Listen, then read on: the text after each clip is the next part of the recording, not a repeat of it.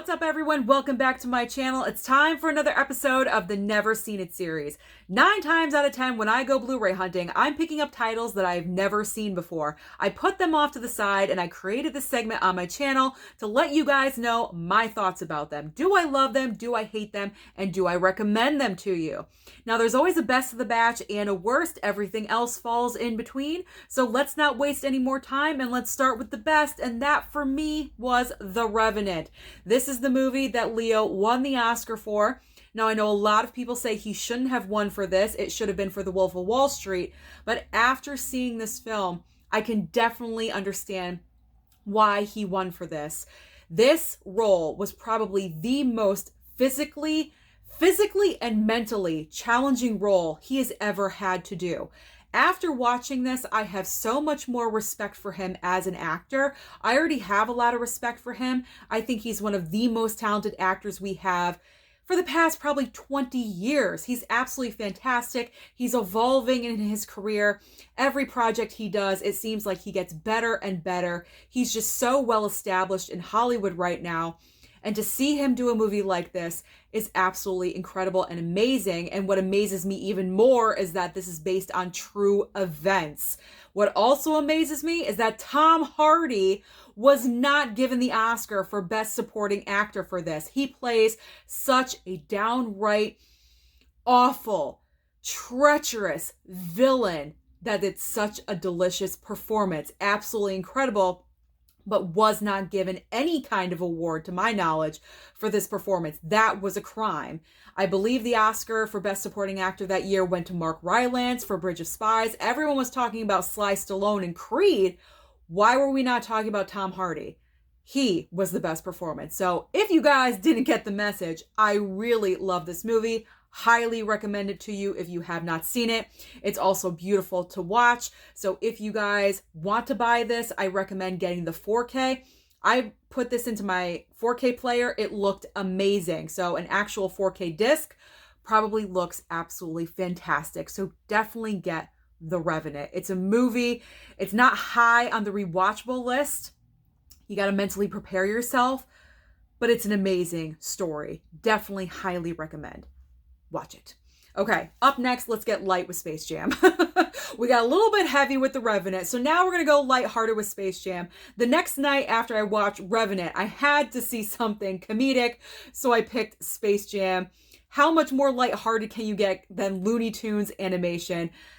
Yes, surprisingly enough, I have never seen Space Jam before. This was a lot of fun. I picked it up in preparation for A New Legacy coming out this week. And I had a good time with it. It's just fun. You can just relax and laugh your butt off. And I have not watched Looney Tunes in forever, and I was laughing hysterically. So I'm looking forward to A New Legacy. Probably not going to go to the theater. Most likely I'll stream it at home on HBO Max so the entire family can watch it together. It'll be a lot of fun. So I enjoyed that one. Up next is Ed Wood, sent to me by a subscriber. Thank you so much, because I highly enjoyed this movie. Directed by Tim Burton, starring Johnny Depp per usual. These two have a fantastic actor-director working relationship. You have Martin Landau, won the Best Supporting Actor Oscar, playing Bela Lugosi. This is fantastic because this is also based on true events. Ed Wood was notorious for being the worst director of all time, but his heart was in the right place. He always wanted to just make movies and make people laugh and just be entertained, and he did it, I guess, in his own weird way. But at the heart of this movie is the friendship between Ed Wood and Bela Lugosi, so I really enjoyed that. Like I said, if it wasn't for movies like this, I would have no idea about any of these people. So I love movies that can drop knowledge on your brain and educate you a little bit about the industry or about true life events in general. So had a great time with Ed Wood. Thank you so much to my subscriber that sent that to me. I think it was Jim, if I'm remembering correctly. Jim, thank you so much for sending that to me. Next up, ScarJo, Ghost in the Shell. So I was preparing for Black Widow. I went out Blu-ray hunting. I was in the mood to get something with ScarJo. Found this at Best Buy for $7.99. I was going to order it online anyway, and I turned around, there it was. So I picked it up. I enjoyed it a lot. This is usually not my type of movie. It is action filled, but it's also in the sci-fi realm, definitely. And usually I don't gravitate towards sci-fi, but this was a lot of fun. I know this is based off of anime, and they wanted to be very accurate with this portrayal, and I think they did a really good job. I was watching the special features after, and they really dedicated a lot of hard work and time to perfect this, for it to translate from anime to live action. So I can really respect them for wanting to do that. ScarJo is fantastic. She's great in everything, doing her stunt work and just being great, even as a robot. Okay, like, she can't do any wrong, can she? Can ScarJo do anything wrong? I don't think so. She's great. Up next is Chasing Amy. All right. So I really loved Kevin Smith's Clerks. That's like my number one favorite out of the three that I have so far.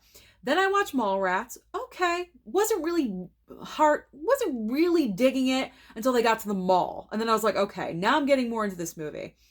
This one, I'm kind of indifferent about, and I don't know why. I might have to watch it again. It's just, I don't love it. And I know a lot of people were commenting when they saw that I got this. They were like, oh, you're going to love it. It's such a great movie.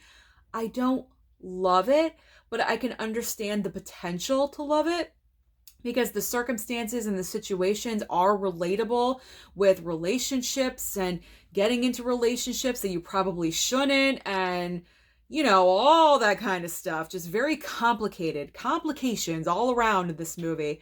And I don't know, I'm just kind of indifferent about it. I don't love it, but I don't hate it.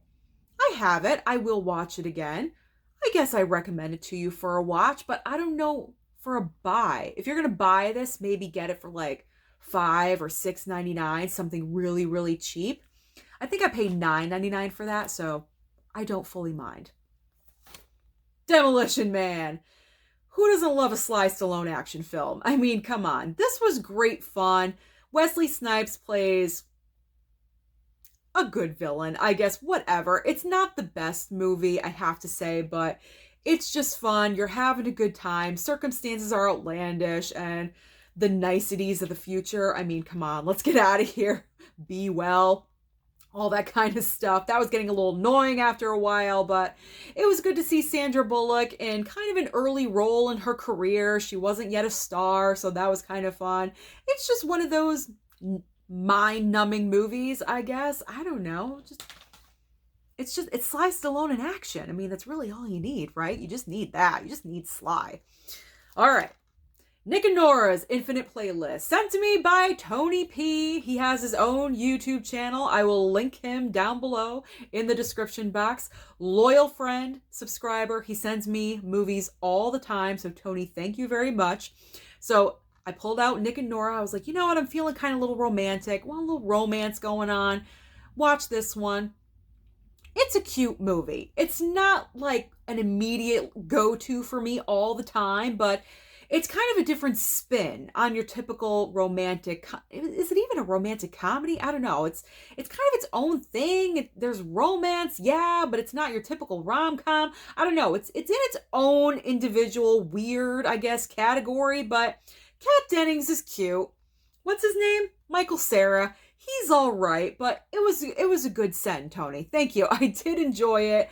I did like it. I have to rewatch it again. But like I said before, I'm kind of in the middle. I'm kind of on the fence about this one. I don't overly love it, but I enjoyed it. It was sweet. It was like cute. Nice to see. I'm glad I watched it. How about that? Next up, speaking of rom-coms that I truly loved, Some Kind of Wonderful. I don't know what it is. I think it's because it's John Hughes from the 80s. I'm all about 80s movies. I was born in 1980. That's my era. That's my decade. I grew up watching John Hughes films. Pretty in Pink, The Breakfast Club at like 8 years old. What was I doing?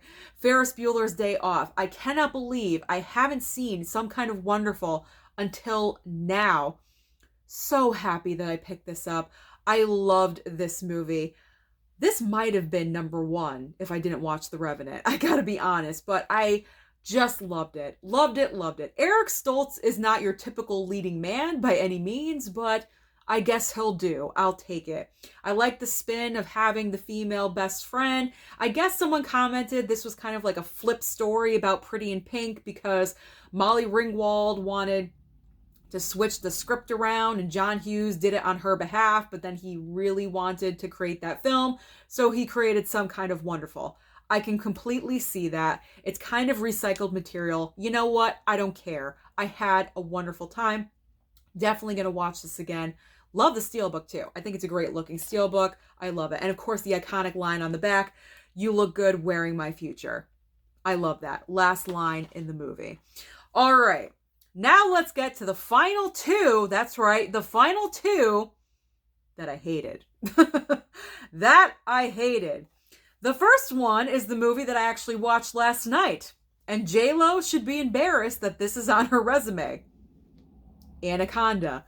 What was she thinking when she signed on to this? Now, I know very early on when you're in an acting career, you take whatever job you can get.